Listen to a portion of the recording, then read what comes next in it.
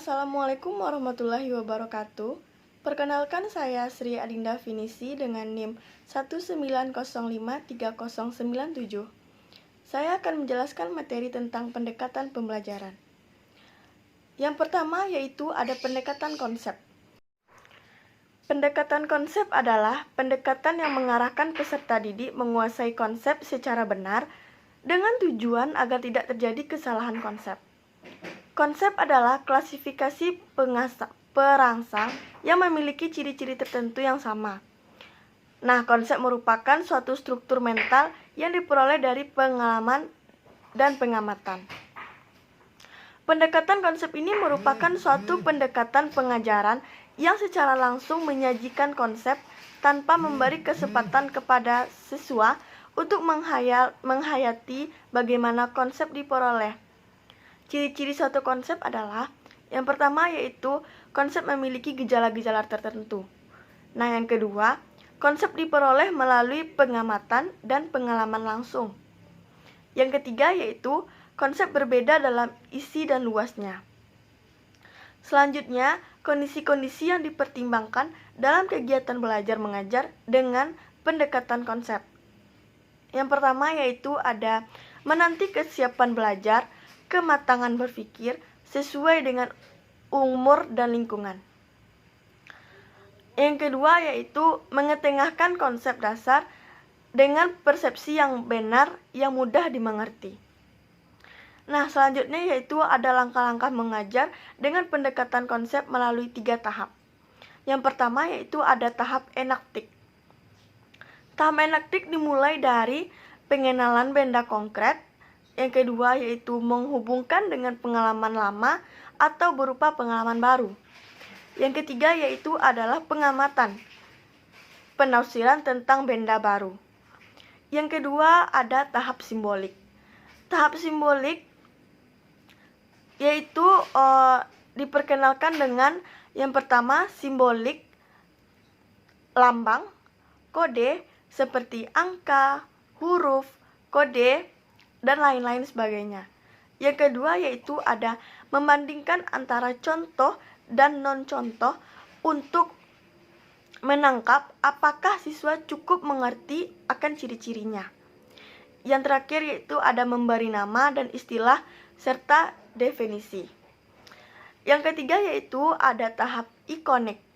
Tahap ini adalah tahap penguasaan konsep secara abstrak seperti menyebut nama, istilah, definisi, apakah siswa sudah mampu untuk mengenalnya. Materi selanjutnya yaitu ada pendekatan proses.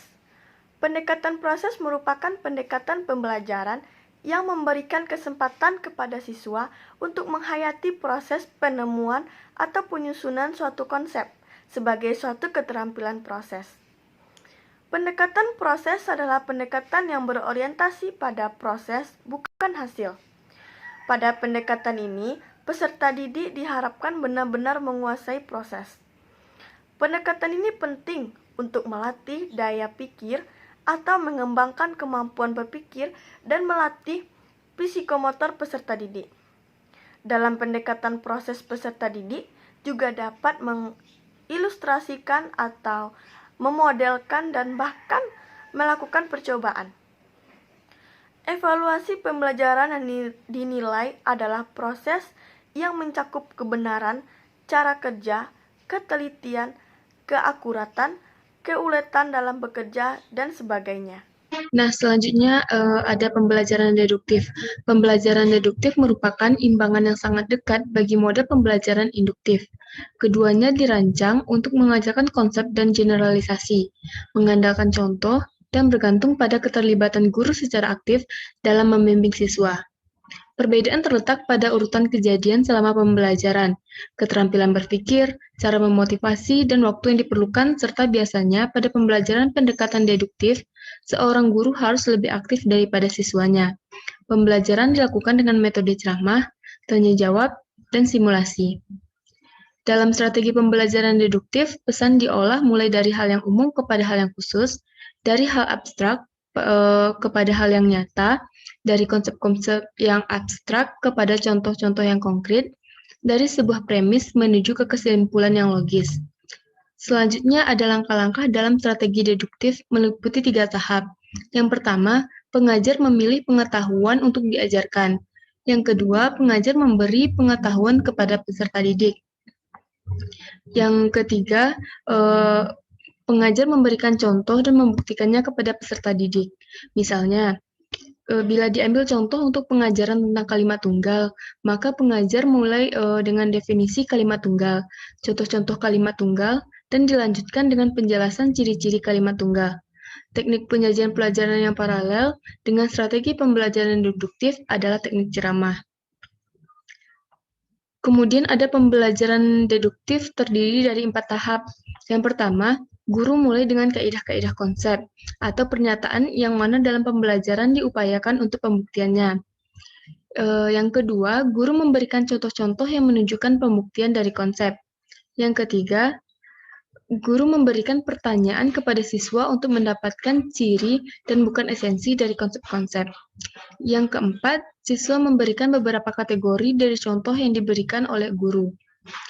Selanjutnya, ciri-ciri pembelajaran deduktif.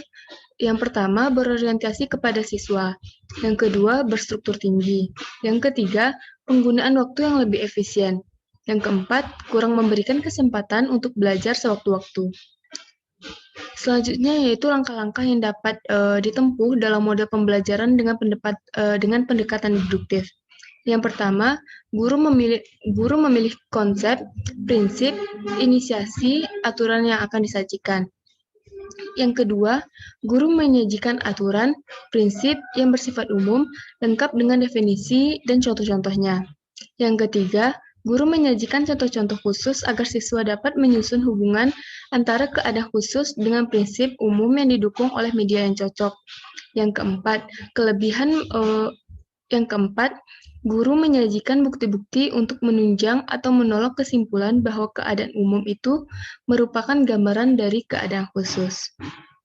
Selanjutnya, kelebihan pembelajaran deduktif.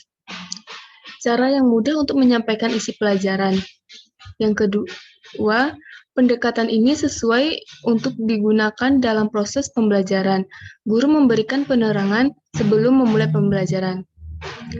Kelemahan dari pembelajaran deduktif, yang pertama, keaktifan siswa dalam mengeksplorasikan kemampuan masih terbatas. Yang kedua, dalam menarik kesimpulan dari konteks umum yang diberikan guru, siswa dibatasi konteks tersebut. Selanjutnya, dasar pertimbangan pemilihan strategi. Pemilihan strategi pembelajaran umumnya bertolak dari yang pertama, rumusan tujuan pembelajaran yang telah ditetapkan. Yang kedua, analisis kebutuhan dan karakteristik peserta didik yang dihasilkan. Yang ketiga, jenis materi pelajaran yang akan dikomunikasikan. Kriteria pemilihan strategi pembelajaran, yang pertama berorientasi pada tujuan pembelajaran, yang kedua pemilihan teknik pembelajaran sesuai dengan keterampilan diharapkan dapat dimiliki saat bekerja nanti. Selanjutnya, gunakan media pembelajaran yang sebanyak mungkin memberikan rangsangan pada indera peserta didik. Kemudian upaya pemecahan kasus pembelajaran dari strategi tersebut. Yang pertama ada pembelajaran induktif. Pembelajaran induktif dimulai dari contoh lalu membahas definisinya. Selain ragam dan macam strategi pembelajaran induktif dan juga pembelajaran deduktif. Pembelajaran deduktif dikembangkan oleh filosof Prancis Bacon yang menghendaki penarikan kesimpulan didasarkan atas fakta-fakta yang konkret sebanyak mungkin. Semakin banyak fakta, semakin mendukung hasil simpulan. Pada abad pertengahan, sistem induktif ini disebut juga sebagai dogmatif, artinya langsung mempercayai begitu saja tanpa berpikir rasional. Yang kedua ada pembelajaran deduktif. Sebagai kebalikan induktif adalah proses penalaran yang beranjak dari umum ke khusus atau dari suatu premis menuju ke suatu konklusi logis. Kesimpulan-kesimpulan tentang suatu kasus tertentu dapat diedukasi dari suatu prinsip umum yang berlaku bagi semua kasus yang semacam. Baiklah, selanjutnya saya akan menjelaskan pengertian strategi pembelajaran induktif. Strategi pembelajaran induktif adalah sebuah pembelajaran yang bersifat langsung, tapi sangat efektif untuk membantu siswa mengembangkan keterampilan berpikir tingkat tinggi dan keterampilan berpikir kritis. Pada pembelajaran induktif, guru langsung memberikan presentasi informasi-informasi yang akan memberikan ilustrasi-ilustrasi tentang topik yang akan dipelajari siswa. Selanjutnya, guru membimbing siswa untuk menemukan pola-pola tertentu dari ilustrasi-ilustrasi yang diberikan tadi.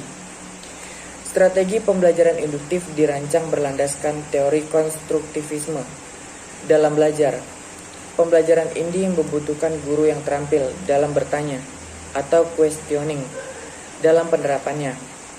Melalui pertanyaan-pertanyaan inilah, guru akan membimbing siswa membangun pemahaman terhadap materi pelajaran dengan cara berpikir dan membangun ide.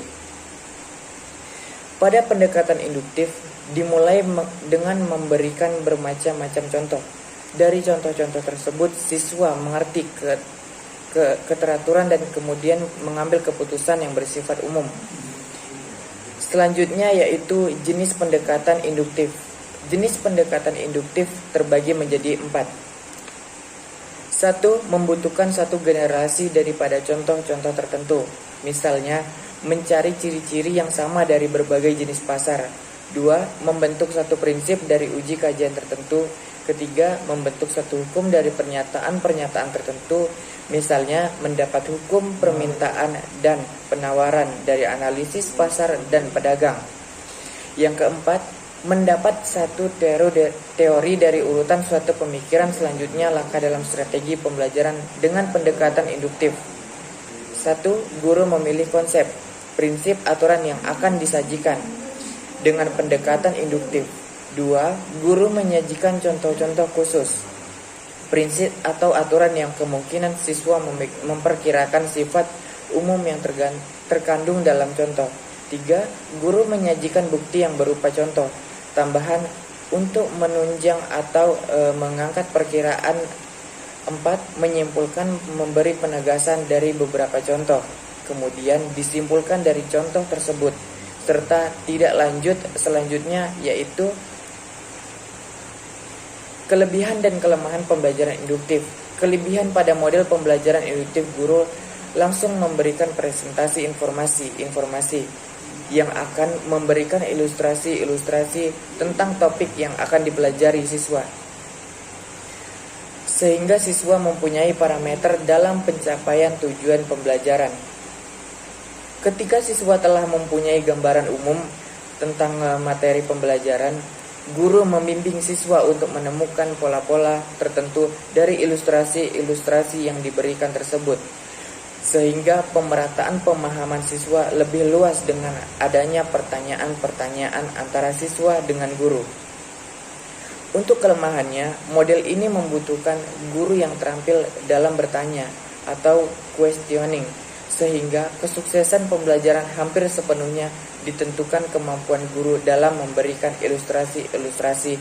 Tingkat keefektifan model pembelajaran induktif ini jadinya sangat tergantung pada keterampilan guru dalam bertanya dan mengarahkan pembelajaran, yang dimana guru harus menjadi pembimbing yang akan untuk membuat siswa berpikir.